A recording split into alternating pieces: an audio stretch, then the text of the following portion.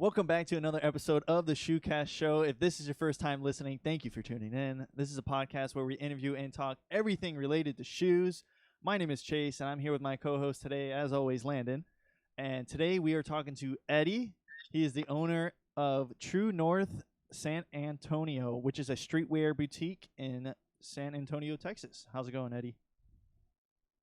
How's it going? It's going pretty good. You know, just chilling here in San Antonio.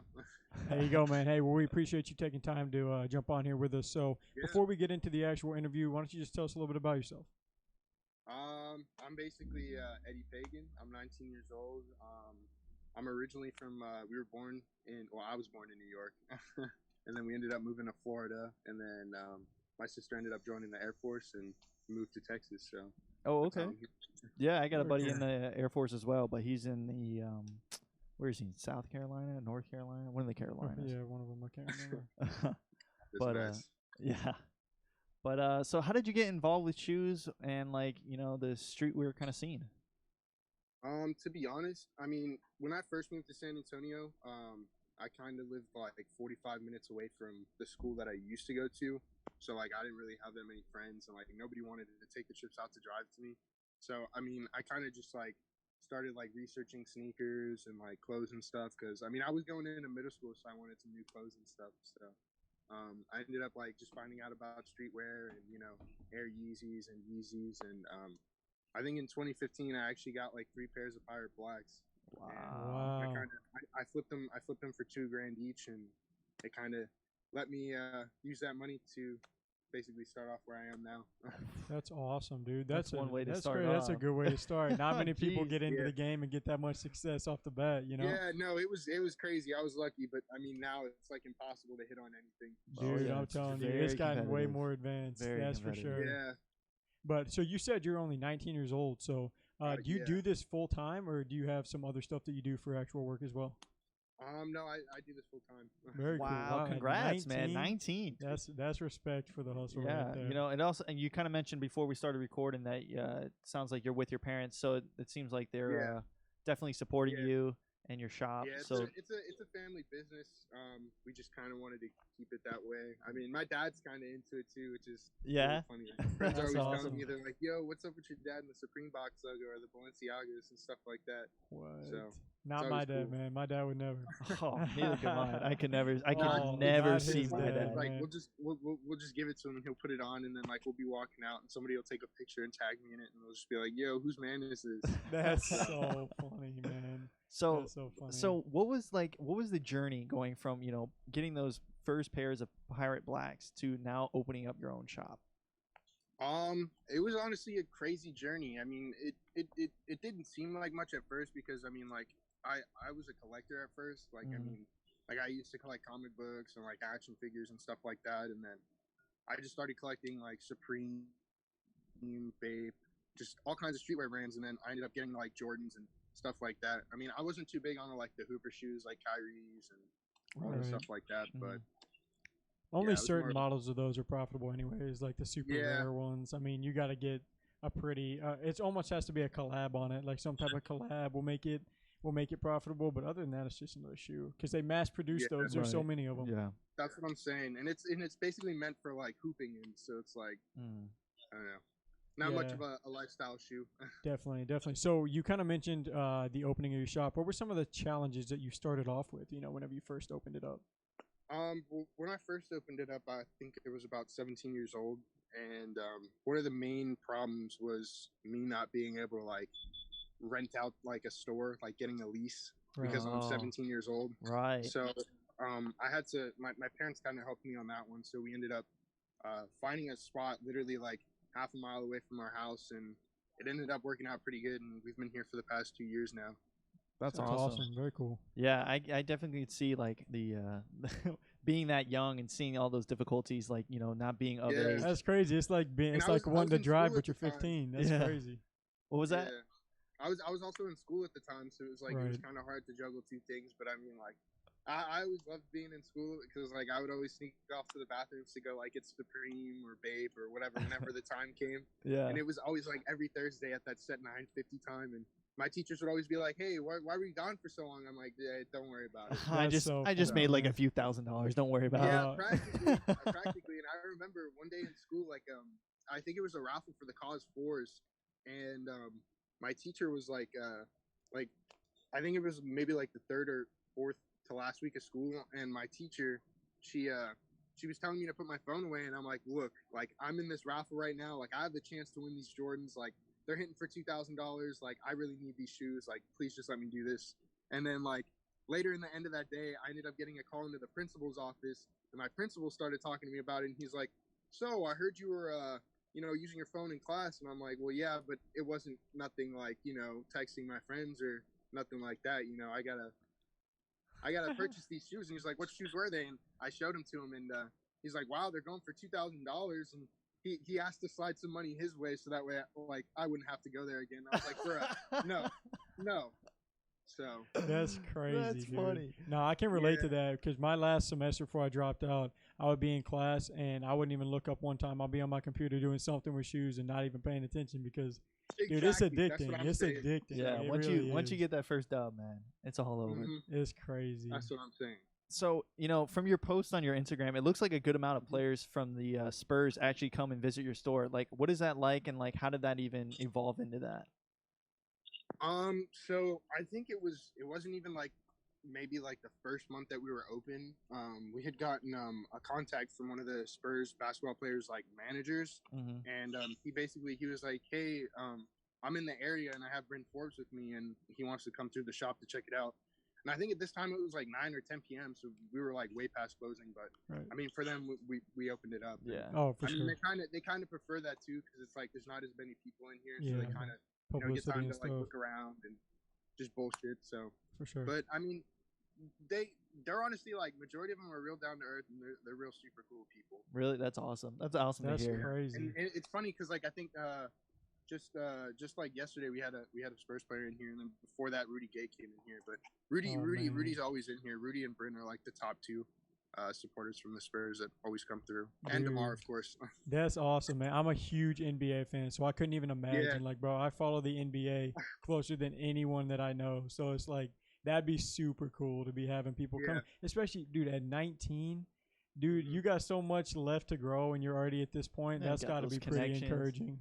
Yeah, no, I mean, it was funny too, because like I remember the first time that like it happened. I got a picture. I went to school the next day, and everyone was like, yo, I didn't know you had a store, and like all this other stuff, because like I kept it real low key. Like I didn't really, I wasn't trying to like up there just because I don't know. I just didn't want to be known for that. Right. So I mean, I'm more of a low key person myself. I'm not like one to like quote unquote brag or whatnot, but it's just like every single day in school, like everyone would always ask me about it or ask me about Supreme or Bape, and I'm like, yo, this is getting stale, guys. Like, please, like, stop asking me.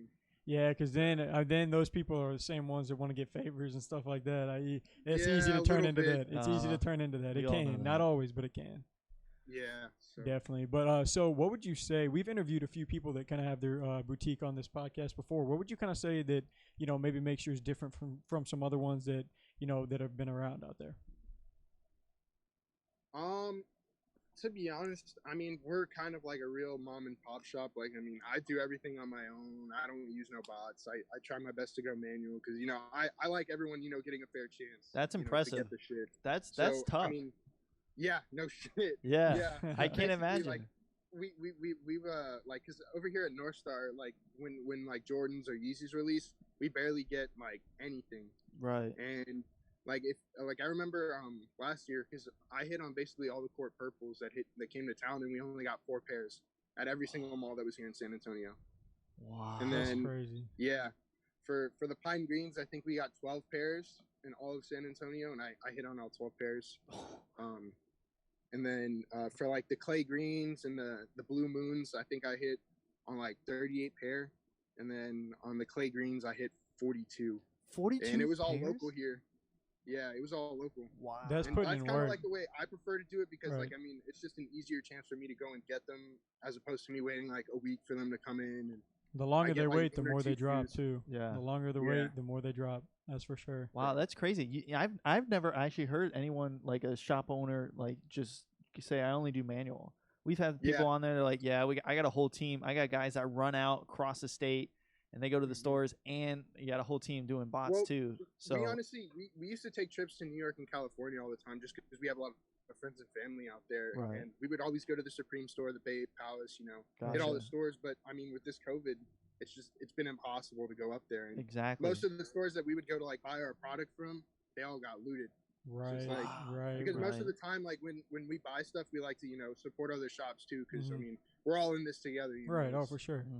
Everybody got to eat. Yeah, dude, for sure. That actually kind of transitions into our next question: is how has COVID kind of affected your boutique, if at all, during this over these past few months or however long? Honestly, when COVID first hit, I think it was maybe February and March. And we were doing good, but like because we had just opened up our second store in Miami. And in February, we were doing a launch with Carlos Boozer and Nate Robinson for their brand Hold That, and it was a special like one day event, and we basically I'll go get the t-shirts. That's so cool. We basically did let me see. So you know how Travis did the Reese's Puffs? Right. Yeah. Nate did the Kryptonite Cheerios from back when he did the slam dunk contest. Right, man, way back when. That's awesome. And then it comes with a trading card. And then these are actually only available to get in our store. And then we also did some t-shirts with them as well. See. Dang. Wow. That's tough. And it was for the Super Bowl weekend, and it was probably one of the coolest experiences ever. And I was really, really excited, but then COVID hit, and then we had to end up shutting that store down, and just because it was too much going on, and like all the raiding and the looting that was going on. No, especially in Miami. So yeah, it's scary. It's scary seeing all those people just like lose everything over in a matter of seconds. Yeah. Oh. So that's crazy. They kind of I heard Flight Club New York. And Flight Club LA are actually not supposed to open up again. Damn. Really? No, that's gonna happen too, man. If you take too big of a hit like that, I mean, sometimes you just gotta save face and lose out. I mean, yeah, exactly. That's too bad. That's real tough. So are most of the products that you have at your store, are they consigned or are they fully purchased and they're yours? Everything about like I'd say about like 99.9% of the stuff in the store is stuff that I own, and then we maybe have like 1% consigned. Excuse me. Yeah, excuse me. We mainly do like friends and family or consignment for friends and family. Okay. Gotcha. So because it's gotten like we've had issues in the past where like we would consign somebody's stuff and like I'd call them up to tell them that their item's sold, and then they never respond, and then they come in like 3-4 months later saying, "Yo, where's my money? Where's my shoes?" Like I called you, I emailed you, I texted you, like you never responded to me. So it's like, and I don't know, it's a real big hassle. Yeah. And I mean, to be honest, like San Antonio, like there's not too many people out here that do get a lot of stuff, so it's also kind of hard trying to buy stuff from people. Right. Definitely. So you've touched on this a little bit. You say you hit up certain stores in New York. You do a lot of manual stuff, but where would you say you get the majority of your shoes from? Majority of my shoes, I would say probably here locally, or I'm not gonna say the sneakers app. I haven't hit on the sneakers app. Man, who has, dude? Honestly, even who if you do, has, it's hitting man? one pair. I did hit the Travis Scott 6s last year. Really? So I did get to flip those but that's my biggest one. Nothing really crazy ever since that. Damn. Never, man. I think the last thing I actually hit on the sneakers app was a pair of Off-White Air Force the 90s. I hit those for retail. Oh, okay. Wow. That was back in 2017. That was right, 3 years dude. ago. That's too long ago, man. That's too long ago. Do you still enter? Do you even still enter? I do, but like for some reason, like every single time that I enter, like I mean, I've written Nike a couple of nasty emails. So I mean, I don't know, they might have like blacklisted my account or something, or my address, because like every single time I go to purchase something, like it could be a general release shoe, they just don't accept my payment. That's they say crazy. sorry, something has went wrong. He's like, never hit. What do you mean? And it doesn't matter how many times I change my cards. Yep. No, they do that. He's never hit before. I hit one. You remember? It was the Fear of God. He hit the Fear of God whenever we were first testing this out, because we haven't been in this game for too long. So he hits on the Fear of God, just like, hey man, we gotta we got to try and start going for these shoes on the Sab, man. We're thinking it's gonna be butter. You know, he hits on his first release. Yeah, so I'm that's like, what I'm saying. so you get onto it, and it's like, honestly, I went for the Travis Scott ones, for the Jordan ones. It was like the first one that we went for together, and that wasn't a smooth release. But then like a few months later, the 6s came out, and I hit on those, and I'm like, dude, this is gonna be like, this could be nice. And then nothing. He's never hit since. He's never hit. I probably never will. It's not looking good. I mean, he's over. I feel that pain. You know, Eddie's over here 3 years. 3 years of L's. That's a long I drive, can't man. take that. Like, I can send you every single like Oh L my confirmation, gosh. I'm good. like, from the Strange Loves, the Metacoms, every single sneaker. Oh I'm my good. gosh. I'd rather Dude, not. Yeah, dude. I put them in. It's always it's an. just a straight freaking list of L's, man. Sorry, you have not been chosen. I'm like, all I've right. heard that Shocker. before. I Yeah. heard that before. So. That's crazy, dude. So, what would you say is the craziest or most hype? Let's go with sneaker that you have in the shop right now. Or that you've had even. That I've had a lot of crazy shoes, to be honest. I've had a pair of Eminem 4s come through. Oh man, dude, those are crazy. What? Yeah. How? And it wasn't the Carhartts. It was like the blue and red pair. Okay. Encore pair. So it was actually a good friend of mine. He's an SB collector, and his dad actually bought them for him as a gift, like way back. Wow. And he actually played basketball in the shoes. Oh my gosh. And, yeah, they were pretty beat, but I mean, he still let us like look at them and display them and whatnot. That's but, crazy though. I'm trying to think. We've had. I own a pair of mags. Really? Yeah, I bought them for my graduation so I could walk across the stage in them. Right. No way. Yeah. What'd you buy them for? Flex on them. I bought them off of StockX for like $7,500, and I think now they're going for almost They're like like 20 grand. yeah, they're like 15 to 20 now. Easy. Yeah, the 2011 pair. Yeah. So that's why I put a sole protector on them, crease protector, so I could protect my investment. You know. Nah, we talked to a guy who also runs a boutique probably like 3-4 months ago. He said he hit on 3 of the Nike Red Octobers when they first came out and was flipping them for like Jeez. 20K a pop. Just, dude, it was crazy. He said he did it like he hit 3 of them. I think it was in like New York or something like that. I don't No, remember. he had a plug. Oh, he had a plug. He had This a guy plug. backdoored him. This He guy had a backdoor. backdoored him. Really? He had a full. He had like a full Because they never size really run. released. Yeah. Obviously. Yeah. So like they never really. So this guy just backdoored him a few pairs or whatever, and I was like, man, that's enough to get your rent covered for a couple years, and you just got straight Yeah, profit after no that. kidding. Yeah, it was That's crazy. Especially in New York, shit. For Yeah. real. Exactly. And when you find out that they're not releasing to the public, you don't got to worry about the prices Yeah. dropping ever. Nope. Yeah, Only those going like up. the pair of Freddy's. My friend, there was a skate shop that actually released them by accident. No Like, way. yeah, Nike, like after Nike recalled them, the skate shop like released them a day before they recalled them, and basically like there was only 20 pair at that shop, and all those 20 pairs had a box with them. So Dude. yeah, Wow. my friend was the SB collector had the Eminem 4s. He had a pair. Oh Of my course he gosh. did. That's crazy. That's so Wow. cool though. That's awesome. That's a cool Yeah. friend, man. He's got some Yeah, no, crazy stuff. He's got crazy shit. Like he had the MF Dooms. He was wearing the Red Lobsters the other day. Oh wow. And I was That's- like, damn, bro, like I need them, but he's like a size 8.5, 9, so I definitely can't fit. You can't Oh, fit it. Yeah. That's crazy. So so back to your story. Where do you kind of see yourself going with this route in the future? With the story, kind of what do you want to do? Where do you want to take this? To be honest, I would like to, hopefully blow up a little bit more. Right. We definitely want to move spots. I think our lease ends up here in April. So we're looking at a bigger spot, maybe in the mall. Just because, like, I mean, most of our like clientele already comes from that kind of side of town, Mm-hmm. and I mean, it's in a really good location. We've been broken in like 4 times already in 2 years that we've been open. So it's like we were gonna pay somebody, to sit out in the parking lot like a security guard, but I Right. mean, the money that we're gonna spend on paying a security guard to just stay overnight, we could spend that money on just getting a bigger building. Right. So Well, tell us a that's little. that's what we're looking forward to. So tell us a little bit about that. Like, what happened? Like, you just one night, it was just boom. So I think the first time we got broken into was they came through our back door, which is right here. We got a mattress in here because we've been sleeping in here ever since the last break-in. But like they came in through the back door, and at that time we had like a super shitty back door. Like the gout on the back of it was all ripped out already. Like it was a trash back door. So they got in like a matter of seconds, and they basically broke in.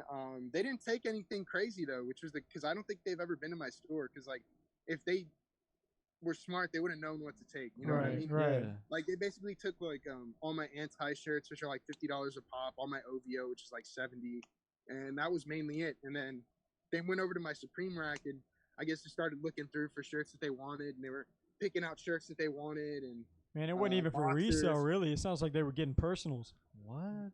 That's crazy. That's crazy. They were trying to shop. That's so wild, man. So yeah, it was a 2-man job, and then they came in the back and they started picking out like all their sizes, which was a size 11, which is what I wear. Oh man. He picked out 11s and a 9, and I remember he stole like 3 of our off-whites, and we have the off-whites on display in the store. Like we only have 1 pair on display and 1 in the box. Right. So I was basically stuck with 1 shoe for like ever. And then we went on the news for it, and I remember when we went on the news like 2 days later.